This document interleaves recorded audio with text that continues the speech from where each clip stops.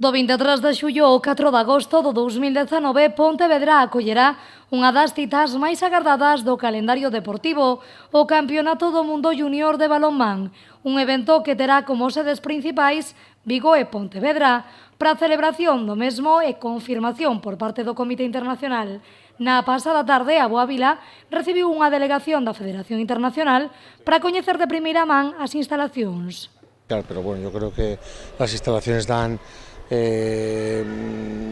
una situación satisfactoria para que sea un informe, esperemos que sea satisfactorio, pero bueno, aquí estamos esperando a ver lo que ellos van viendo poco a poco. Hemos estado en la pista, hemos observado, hemos visto y veremos a ver lo que van diciendo. Nesta xornada, a Delegación Internacional está coñecendo as instalacións da cidade olívica, a de Vigo. O presidente da Federación Española de Balonmán deixou patente que eles apostan por estas dúas sedes para a celebración deste evento.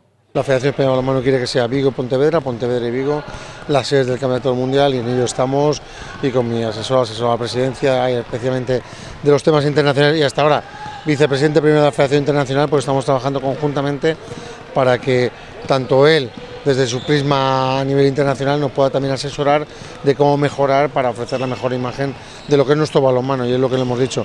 Esto es una cuna de balonmano, es un punto fundamental y sobre todo que tenemos que recordar lo que pasó aquí hace 30 años y fue la celebración del mismo Campeonato del Mundo que se celebró aquí en estas instalaciones. Segundo anunciaron esta semana, a Federación Internacional pode tardar un mes en confirmar as sedes. Unha vez chegue esta confirmación, xa decidirán como se distribúen as fases entre Vigo e Pontevedra. Haberá 2 grupos en cada unha das cidades da provincia. Será este un evento que contará, ademais, coa presenza de 24 equipos de todo o mundo.